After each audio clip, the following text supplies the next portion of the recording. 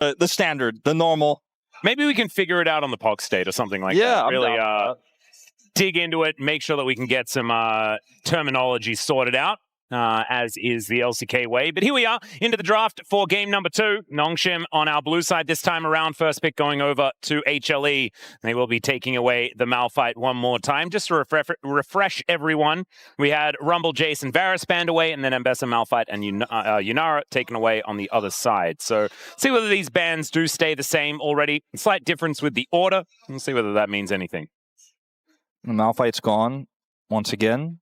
Jace will follow. You mentioned it. That's what, 21 times I think it's been? Yep, that's 100%. And be the Vi to be taken away from Sponge here. I'm kind of most interested for Hanwha Esports what Kanavi is playing, because that just really seems to dictate the pace of how they play. He's such a different player from Peanut, but the jungle role has always been so pivotal since Peanut's been on this team for how the game is played, the early game, the pace of it, how much ganking, how much farming, timings, rotations, invades. Kanavi has just kind of had one mode, and it's been fun to watch, for better or for worse. And it's mostly been for better. Yeah, until it wasn't. We'll see what the final ban is going to be here, and Yunara may just simply be it. We'll see whether they do take that away. Yunara and Varus were both banned away in the last game. Mbessa is another thing that was taken out as well. So 3 things going to be left up, or sorry, 2 out of the 3 going to be left up, as Yone is taken away from Zeka here to start us off. So Mbessa looking like her stocks are rising here. And of course, Zeus and Kanavi could both be playing it. Wouldn't mind that as a flexible option. Kuma, in this moment, will have to make a bold call, because I think Taeyeon will be happy to play the Yunara if he shies away from it. They'll take the Rise instead. Cassiopeia, not a hard counter, but certainly something available to scout in this situation. A Rise is so incredibly powerful in terms of scaling and late game damage, so you want to be able to match that. Not a whole lot of champs that can shut Rise down in this meta, just simply because he's got great wave clear, and with his Ghost and Phase Rush, it's hard to punish him in sides. Yeah. As this will be one of the champs that could potentially do it in a team fight. It's hard to run out of a Cataclysm. That's absolutely true. So it could be an option here as Sponge does lock away the J4. Also, it feels like a great denial from Kanavi, who's done so well on this pick. And the Yunara, with not a mystery that one was likely to come in tow. Taeyeon laughs about it. Yeah, they don't have Nico or Lulu to pair alongside it, so it will be something else alongside the Yunara this time, as Kanavi is considering something weird. He's trolling, I think. There's no way. Amumu's obviously it. Now, they could just lock in Lucian Braum and play through that in the bottom lane. The Mbessa doesn't have a Lulu this time. Will be a flex pick here, but I think the expectation is that it's going into the jungle, as the Varus will be taken here for Gumayushi. So instead of going for the Lucian angle, it's going to go for outranging in the lane. And full comfort as well for Guma at the same 100%. time. All right, one last pick here for Nongshim. See whether it is going to be a rounding out of the bottom lane, save that solo lanes for after the next round of bans, or whether it'll be something else, as the Talia consideration for Scout and will be locked in. We've seen this matchup so many times. But Talia has, I don't know, she hasn't really got me going so far this season, not going to lie. The Realm War we're seeing it way more often, because usually the Rise clears the wave and is like, well, I can go wherever I want. Talia's trying to follow that rotation, try to match it. And sometimes it's just so slow that you don't even opt for the Weaver's Wall and you get a consolation plate, something like that. So seeing Scout can change the narrative here. It has been one of his best picks since he joined this roster, even going as far back as the Kespa Cup. Yep. So it's definitely a pick he has 100% mastery of. It's just we're not 100% sure if it's good in this current meta. It has not been finding the same success it used to. Rakan is taken away, which I find to be kind of interesting here. Great follow for an Mbessa engage. The Alistair has been the pick with Yunara in the bottom lane, even into lanes that push really hard. Just gives you a little bit more robust of a front line and some strong skirmishing later. Yeah, a lot of supports hitting the dust for now. There's no threat of a Silas in this game either. So that pick is going, you're not going to be able to answer it with that. That's a good point, actually. Always something to keep in the back of your mind. Is Rel also taken away? A lot of engage options being banned. I think Nautilus could be another thing that they do decide to take away, but instead it's the Renekton removed. Zayas doesn't want to play Ken in this game. Yeah, I guess not. Interesting to see that one gone. So in terms of threats here, I mean, they have the Talia, they have the Jarvan setup, and Nautilus, you mentioned, was not banned away. They banned the Renekton instead. That one ends up being pretty obvious here. And now they can save counterpick for sorting out what this Ambessa is truly going to be doing. I think the assumption still is jungle, but you don't want to make that assumption if you're Nongshim RedForce. You want to wait and see. And this will actually flip the table on that as Kanavi gets his hands on the Xinjiao. And as a pick that has been finding a little bit more success over the latter part of week 1 here of LCK Cup 2026.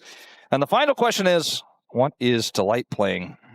Yeah, could it be like Renata? Probably Yeah, I was not, thinking but Renata, maybe? like, for some reason. I don't know why. I mean, but, it's good into this comp, and it's ranged, but Braum is going to be the opt-in instead. It's going to be a tough lane here for Taeyun and Lehens.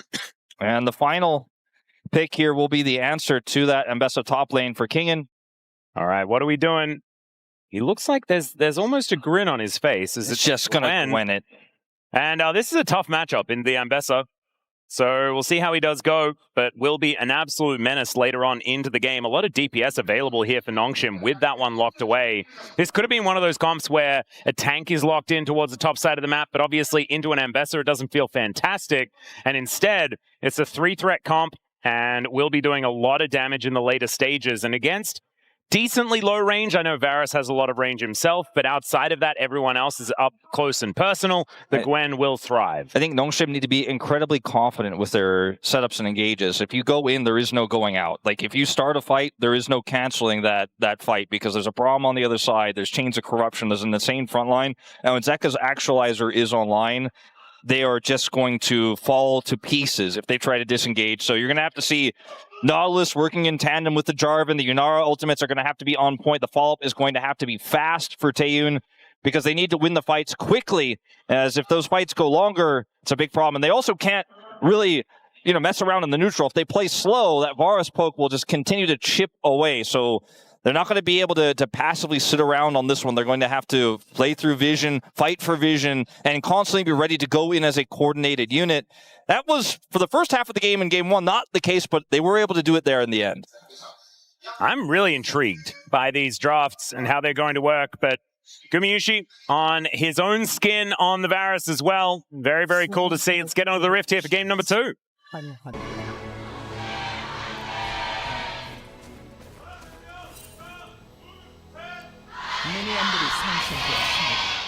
All right, Hanwha fans in full voice here today, trying to get them back into this series, as we do have the first ward going down, but immediately answered here by Nongshim on the other side. Oh, and you kill that ward, there's almost, it's almost more satisfying than getting a champion kill there. Oh, absolutely.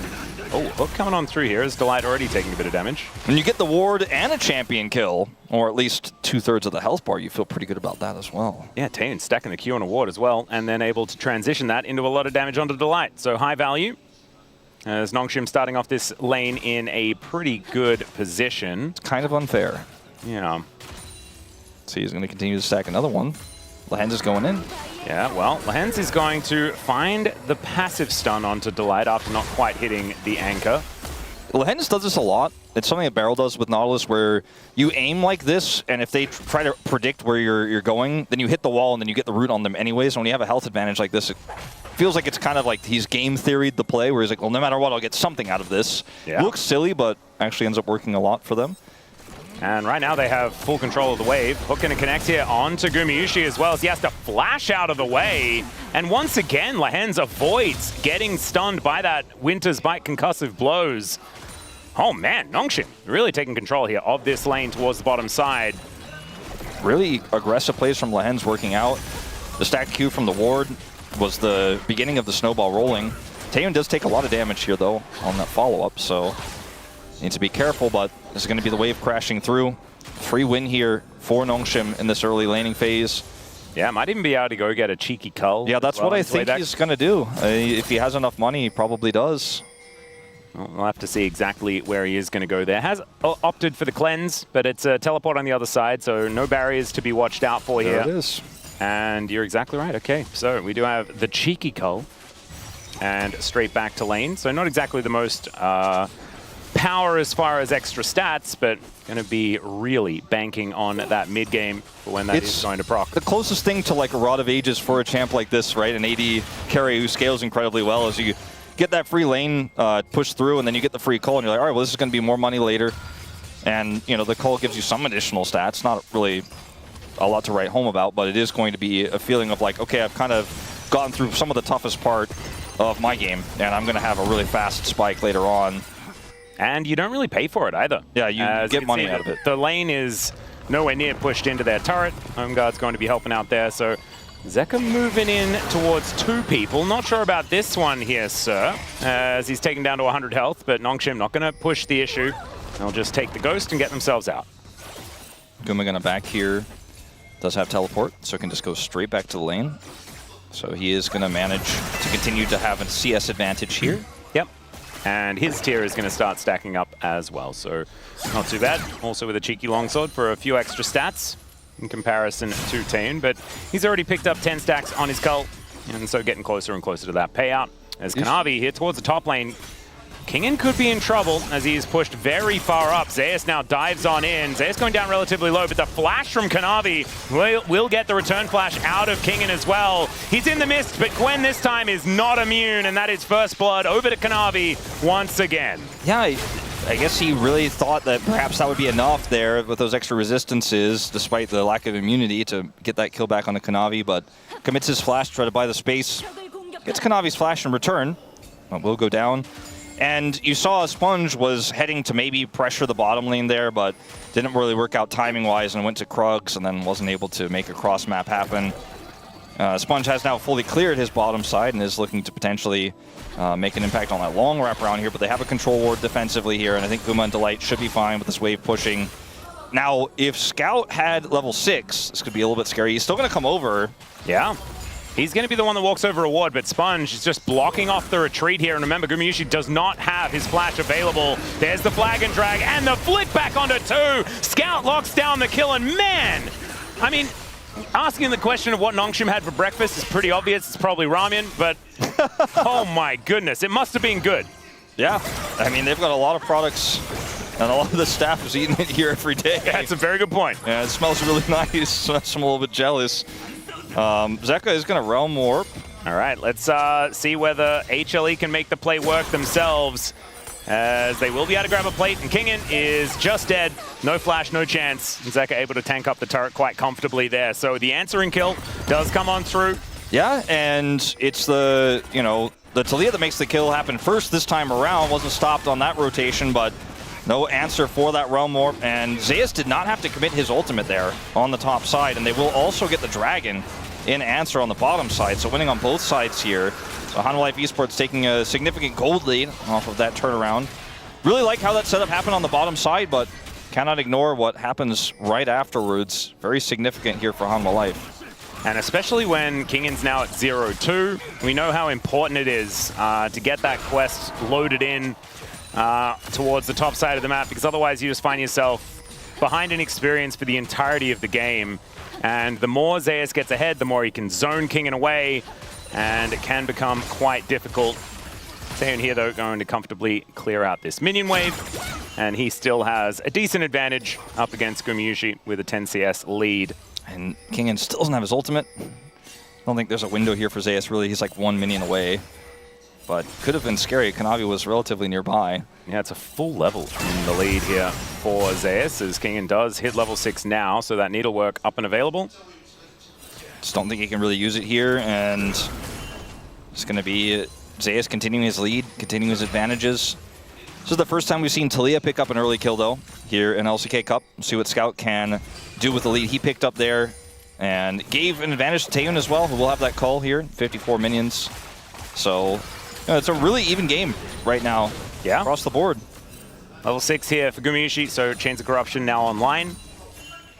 And HLE, this composition does skirmish very well in the early stages, but I think the Nongshim are going to be kind of comfortable at that stage as well. It's only really the Yunara that does want a few extra items. I think that the Varus will do a lot of work with 1 to 2 items, and not so much the Yunara. So Nongshim with a little bit of late game insurance for that reason, but also may not be able to tussle quite as effectively at the beginning of this game.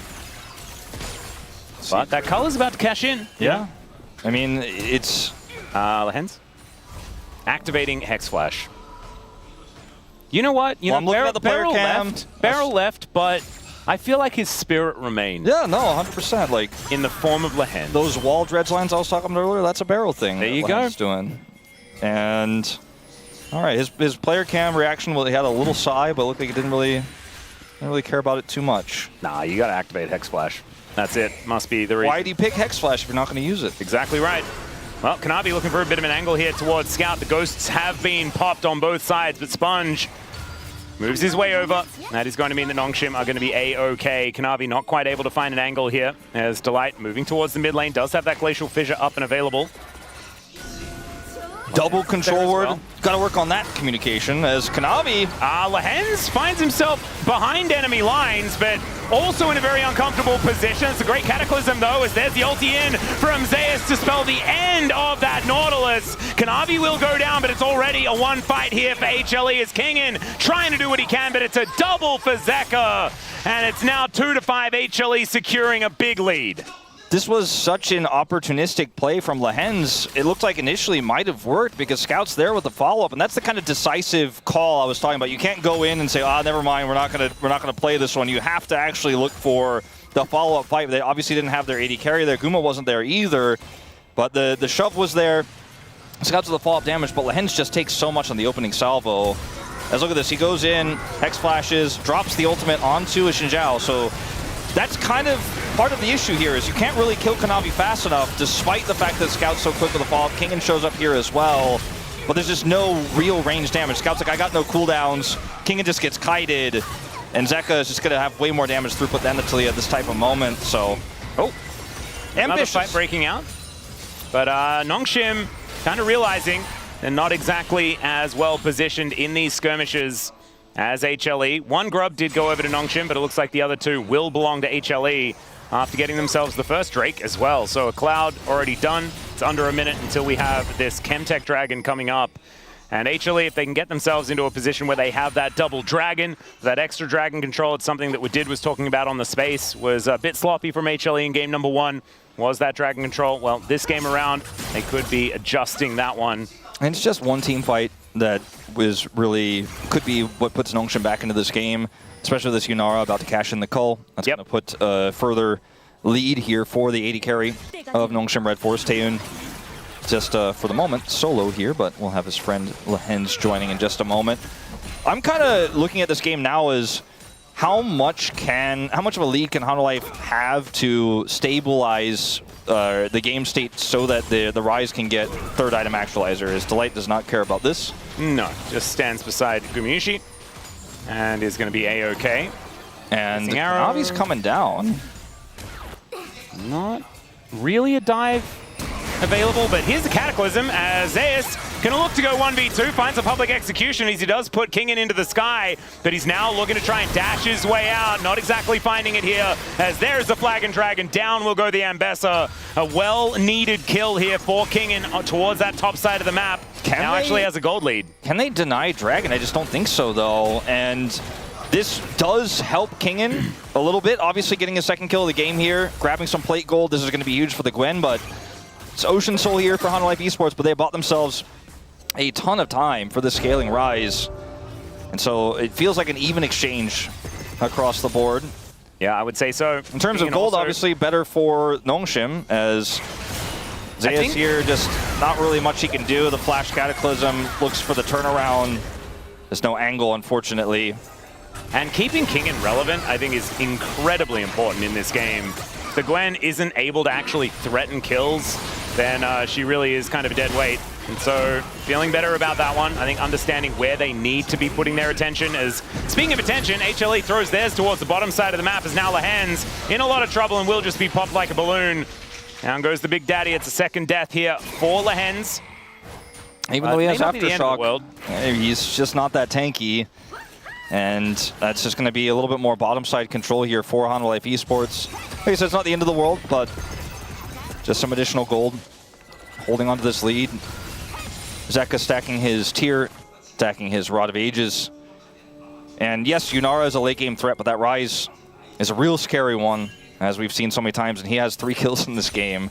Yeah, it's a very, very scary blue guy. And so I'm kind of wondering if HLE is going to be playing a little blue man group later on. I think they certainly have the tools to do it. Zeka now eating some honey fruit. He deserves it. As Gumayusi down here towards the bottom side will tank up turret shot. Another Hex Flash being used here. See, Lens was activating it, man. He just really wants to be able to press that button. He's pressed it like 6 times at least. And go back and look at this once again. He's on vision. And he goes on to the Braum. And unfortunately, I mean, he's on the wrong side of this one. The Braum warp comes through like... Yeah, and teleport in from Gumayusi as well, so it did kind of look to them, I guess, like they'd found the Braum, but it's Braum. It's so hard to kill him. TP plus Realm Warp, I mean, that's a lot of commitment to resources that, like, I guess Lens wasn't accounting for. But either way, kind of a bit of an overstep there. All right, 2v2 here towards the top side of the map is Sponge, keeping his presence unknown for as long as he can.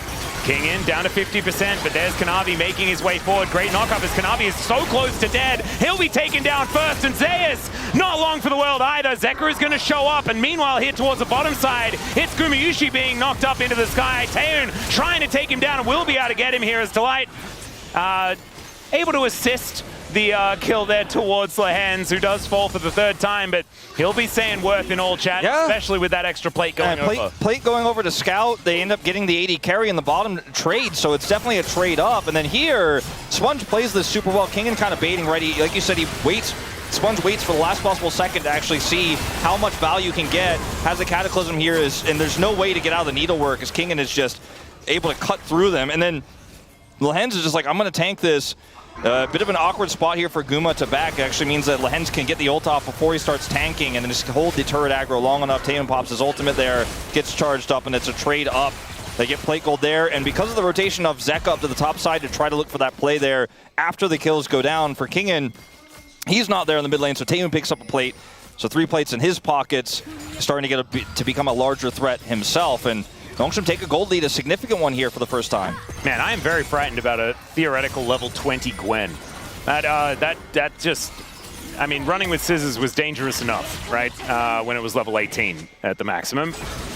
Sponge does flag and drag his way out of there, not able to quite take down that control ward. Still early days, ladies and gentlemen. If you do want those 3 games, or you're an HLE fan, this is by no means over, especially with the 2 dragons that they've already been able to pick up, and this big old rise. Yeah, not to mention that we saw a similar lead in the last game for Hanwha, and they ended up losing. Yeah, maybe early game leads are actually a bane, not a boon, perhaps. Could be. I'm going to say probably not, but... Yeah. Maybe strong late game wipes are actually just the real... We have evidence from last game that perhaps it's not the greatest thing to do, you know? The rotation over here to Herald for Hanwha is much stronger. Zeus has TP as well. And Kingen could match, but could also be interrupted. Looks like I think this is just there. Fight for this. Weaver's Wall does come on through, but it's like Scout's telling his teammates don't contest. Yeah, this is a very weird situation here as they do take the Rift Herald. So now not a lot more to fight for, but there is the flick back onto Delight. Down to 50% as Kanavi makes his way in, obviously. Flag and drag knocks him towards the sky. His Chains of Corruption, oh, just barely outranged by Lehens there. And HLE will just be able to walk their way out after collecting their prize. Kanavi is just so terrifying. He could go in at any time. He could. And they end up getting the win on that one. Nongshim are going to try to take this dragon in return. That's another seismic shove connecting here as the door does a lot of work, but just not enough to keep him alive. Kill goes over to Taeun there at the same time, so that is more money into the hands of the Yunara. So they get the dragon, they get the kill. We'll lose some plates here in mid, so Zeka's benefactor of that, but really strong turnaround for Nongshim after what happened there on the top side, and Sponge is going to get out with no problems. So that'll be their first dragon of the game. This game is suddenly really close. You know, when you look at the scaling Yunara, the rise, the fact that this Gwen is going to be a side lane threat, it's getting stronger and stronger. But at the same time, the way these fights have been looking, and so whoever punches first seems to be getting a pretty significant lead, or the punishes of the overextensions, which would still be a punching first. But we're seeing teams set up and then kind of not be able to commit and then get punished right afterwards. That 1,200 gold lead for Taeun is the scary part. Yeah, I'm looking at Kingen as well, with about a 900 gold lead himself on this Gwen after being targeted, down 0-2 in the early game. And he is now one of the big threats on Nongshim. Does have the Riftmaker now completed, as well as some steel caps. So this Scissors Lady is just going to be a frightening concept to deal with here for HLE. HLE still have a lot of skirmishing power. They have Gumushi with a lot of safety standing in the back line, and they can lock down targets in AoE pretty effectively. But Nongshim also have the ability to hold them at bay. Seismic shove, Lehen's there with targeted CC. This is not exactly an easy task for HLE to find their way back into this series / game. I thought for sure Scout was going to force the ghost trade there. He's just on the edge of a potential shove, but does not end up committing there. Knife's Edge game. Kingen is, if he's ever left alone, going to just balloon this lead. Oh yeah. And when he has Nashor's Tooth later, going to be incredibly potent. Sometimes we see that built first if it's a Gwen matchup where you just kind of crush it, or if you've been given a lot of resources, you get ahead. In this game, and going Riftmaker first to deal with the Ambessa and to have some jungle assist makes a lot of sense. And then he hits that second item, and he is going to be a real threat in the side lane, more than he is now. Taeyun kind of alone here. Yeah, there's a flash forward from Delight. Misses the ulti, though, as Taeyun's able to get himself out of there mostly. Zeka flashes on top of him, though, to take down the Yunara, but now he's in an awkward spot. Scout, now the one in trouble as the blast going to get Zeka to safety as Kingen looks to make his way in. Needlework to start it off, and down goes the Rise as Gumiyushi now having to deal with Kingen, and the Needlework from downtown collects this Varus. Now Nongshim with a man advantage, but Sponge looking a little worse for wear as Lahens makes his way forward. Kingen is 1 versus 3, but I think he likes that one as down goes the Braum, and Kanavi follows. Sponge happy to die here because that is an ace for Nongshim. I would love to see the damage stats after that fight between Scout and Kingen, just hitting everybody that's stacked up on top of each other in this one. Initially it looks like, okay, Taeyun getting caught is a big problem, but Delight missing this ultimate actually means that Zeka has to get split off on the rest of the team, which makes him a free target. The Weaver's Wall positioning here actually so good because it means they can basically chunk Zeka down. Kingen shows up, gets the flank here, and now Kanavi is too deep chasing Lahens, can't peel for the rest of his team. Guma is sniped, and then Kanavi's like, I'm ready to fight, but they lost their carries, so they can't really do anything here. Sponge's flash is good, and then watch Scout and Kingen just say goodbye health bars. It is nasty. Everyone's all stuck on 1 pixel, and both Scout and Kingen love what that looks like. Exactly, man. The snip value kind of insane. As Taeyun, yep, hands off keyboard. He's like, I got caught. Thank you. Guys are welcome. I got caught. We won the cooldowns, all right? Soaked the cooldowns, and he absolutely did. To be perfectly honest, the fact that Zeka had to go that deep, that was his first death of the game, right? Yeah. He went up to 4-0 and 2 in that moment. Him being dead is so much of the HLE money off the table. And speaking of money, it's now a 4,000 gold lead. This is a larger lead than we've seen at all today, because in game number 1, it never really crested 3,500. Yeah, was very much back and forth. And this is a big, significant lead after a decisive teamfight win. And a bit of a messy one from Hanwha Life Esports, you know, like on one hand, it's like Taeyun forced Zeka to go that deep, but Zeka could have also just been like, all right, well, that AD carry isn't going to do anything, so let's kind of refocus. Kanavi was also chasing Lahens. Like, there were a lot of things that could have been played differently in that fight for Hanwha Life. But Nongshim are very happy. They're like, no, if they did it again, they'd 100% do it the same way. We win every time. Taeyun's clapping. Yeah, that was my play. you guys better thank me for that one. And now we're looking at 30 seconds until this Dragon spawns. Will be the second for Nongshim. Weaver's Wall set up here for Scout again. And this is going to be a very difficult fight to enter for Hanwha Life Esports. Yeah, Scout, you can see, moving towards Zeus, and does actually clip him there with the seismic shove down to 50%. Kingen moving forward. This turret is very dead, but Kingen may be dead as well. Never mind, going to be flashing to get himself out of the way. The Needlework to try and keep him healthy. Zeus should be going down as well. Finally, he's taken out. As now Taeyun is the target. Kanavi gets on top of him, but it's not quite enough. As now the Realm Warp comes in, but Taeyun is just dancing around the fight. Delight goes down.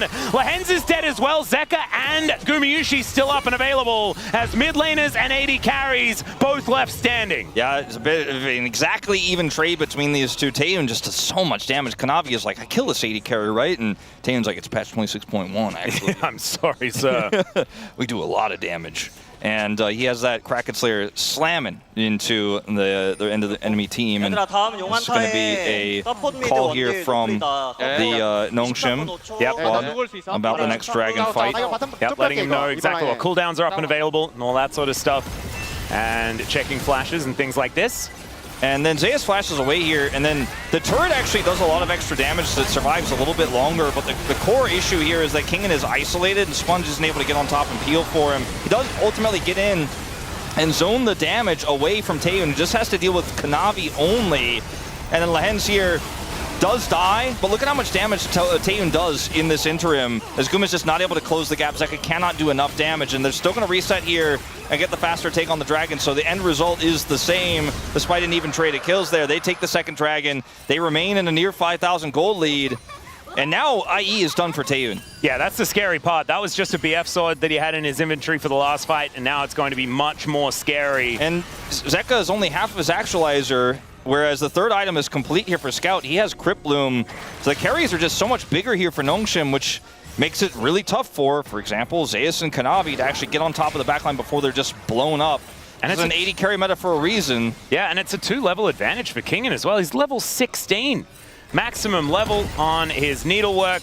And we saw the snipes from that previous team fight. They are even more deadly now.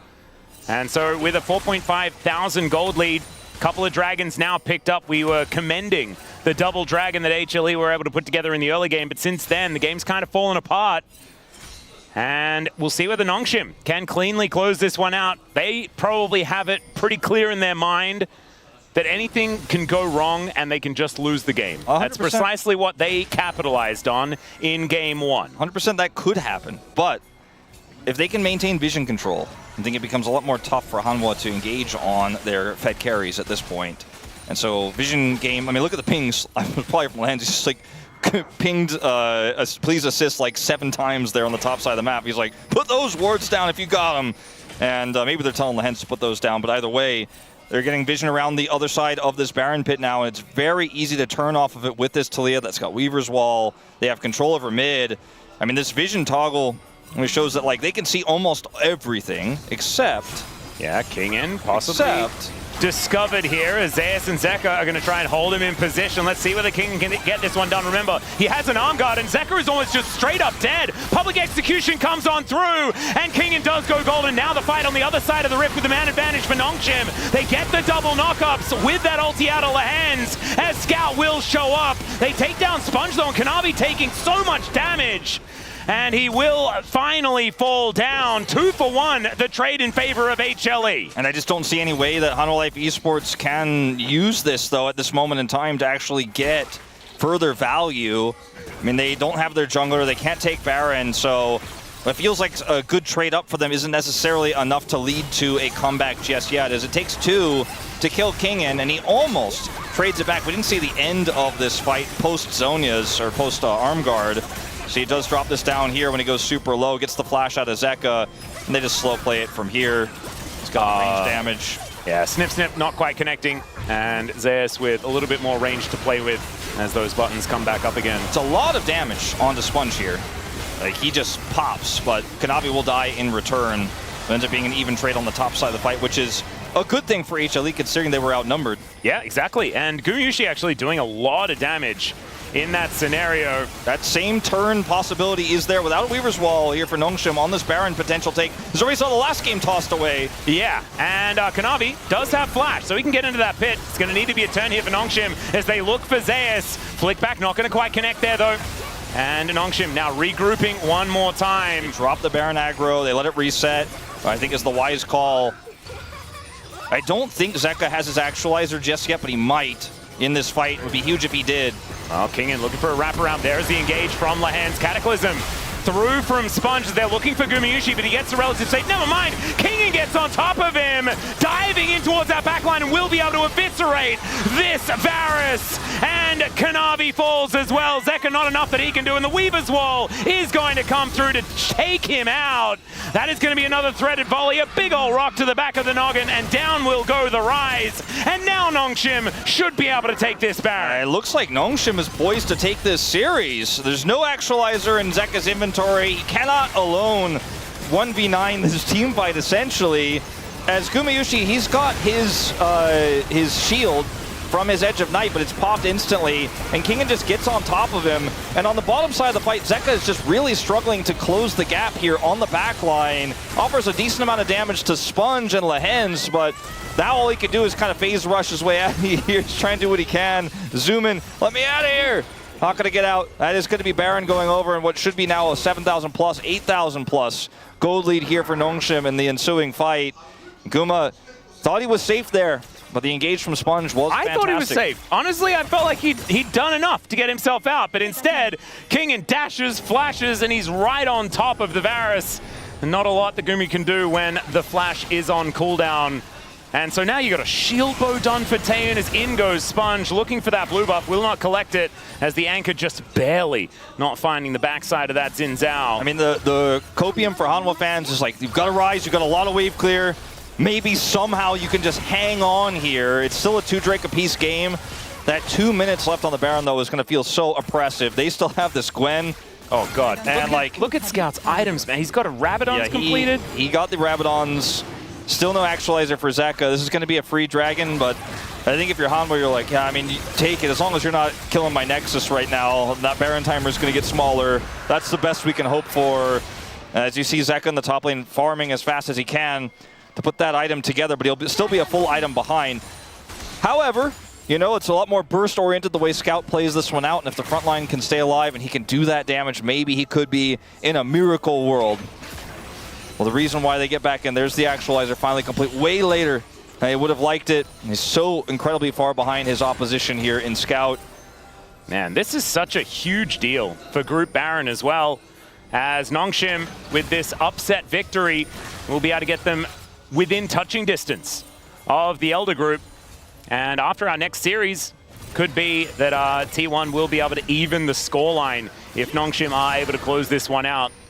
So a lot on the table, and that'd be so clean to round out the week. Yeah. 5 and 5. Gorgeous. But hasn't actually happened just yet. We'll just have to see whether Nongshim can cleanly close this one out. Let's see, they got 40 seconds left. Zeus is kind of knocking on the, Kinga is knocking on the front door here. Yeah, Kanavi goes in, looks for a bit of an angle here. 3 items completed. 4 Kingen does have his Zhonya's now complete. The Scout throwing away some rocks here where he can see some angles and to set up some of that worked ground. Kingen, an ex-Hanwha Life player himself, post-DRX, looking at his former teammates here, I think very few would have predicted Nongshim to win this series. I think even fewer, perhaps none, would have predicted Nongshim to 2-0. Yeah, I can't remember back to the predictions, but I'm pretty sure it was unanimous. Oh, I think it definitely was. I don't remember any discussion about this one. Like Nongshim versus BNK, you're like, okay, that could go either way. Nongshim did not win that series, by the way, but to win this one makes a pretty big statement. And the fact that the money is exactly where it needs to be here for Nongshim as well just makes coming back in this game so difficult for HLE. Like, the lead for Scout, like, it's a full Rabadon's ahead. That's, like, basically the money he does have. Yeah, we're talking about Actualizer, yeah. Zeka has that. That's in comparison to 2 items. Yes, Rylai's is cheaper than a lot of others, so it's a little bit disingenuous, but Rabadon's is pretty, that's a price. Taeun has level 16 and Flash and Cleanse, so killing him seems pretty out of the question. Sponge can go in as deep as he wants because he also is on his 3rd item, GA. Kingen has Zhonya's, so like, you kind of just have to hope that you can get a second cast of Actualizer and everyone takes their hands off the keyboard, then maybe you can kill everyone if you're Zeka. You have to hope and pray. They were able to keep all their inhibitors alive, right? I mean, that's all they could have hoped for, and that much remained true. The waves have been pushed in. They've just been hard farming. They're trying to get Guma an additional item. He has his Sereldas now. The Actualizer did finish, right? And Zeus is looking for a 4th item eventually here. I mean, there's an Ocean Soul coming up in 2 minutes' time, though, Wolf. And a quad Ocean Drake, Ocean Soul Gwen. Does Kingen die? No. That's, yeah. He also has Zhonya's, as previously mentioned. I don't think they can kill him ever. Maybe, like, if Hanwha Life Esports can make some sort of really crazy macro call or spring a trap, which they've tried multiple times so far in this game, just kind of hide on bush and see if Nongshim make a mistake. It just isn't happening. The shot calling is good here, though, for Hanwha Life. You could tell they obviously know that their backs are against the wall and they have to hope for some sort of desperate mistake, desperate punish of a mistake. But Nongshim are just playing too clean. They're playing around that vision we talked about from the draft. If you have an oppressive control with this comp, it becomes so much more difficult for your opponent to play the game, even with Edge of Night for Guma, as we've already seen. And this is the thing as well, utilizing the Baron in order to get even better Baron vision for next Baron. It's a slow way to play it out, but it certainly is a pretty foolproof way to make sure that your opposition have to walk through darkness in order to stop a second one from going your way. The fact that Zeus is able to get a little bit of movement here in sides is more than I think Hanwha could even have hoped and prayed for. So that's one small thing, right? You can see, otherwise, like you said, the vision couldn't be deeper. It's practically in their base. And they're just using the timer here for the Baron against Hanwha Esports, like saying, all right, well, I'm just going to get as much vision as I can. The second that spawns, I'm going to be on it. You're going to have to walk through all of this. We've got Weaver's Wall. Our AD carry is sitting on 5 items and has Flash and Cleanse. There is no in. Yeah. Good luck, Zeus. This is very tough. As, yeah, like you say, Lord Dom's now completed here for Taeyun as well. It's the old full item build, but does now have another slot considering the quest. Scout, will he be able to get the shove? He does manage to find it there under the light, but he puts up the door. Not exactly the optimal target, but still, even with the door there, still takes half of his health bar. And you can see the darkness that you were talking about, Wolf. Lehens really hates that minion as he gets the knockup on to Zeka. Man, thrown around like a ragdoll, but does go golden in time. Chains of Corruption are there to try and make this one happen, but Kingen gets into the backline, and Scout down so incredibly low, but he just goes gold and keeps himself alive. It's only Zeus left standing, and Nongshim are about to do the unthinkable. A 2-0 over Hanwha Esports here to put Baron within 1 game from Elder Group here for the LCK Cup. The unthinkable, the biggest upset of the tournament here in week 1. Nongshim dismantling HLE in game 2, and game 1 showcasing a completely different resilience. But in this second one, as soon as they got mid-game control, they played a vision game, they played a macro game that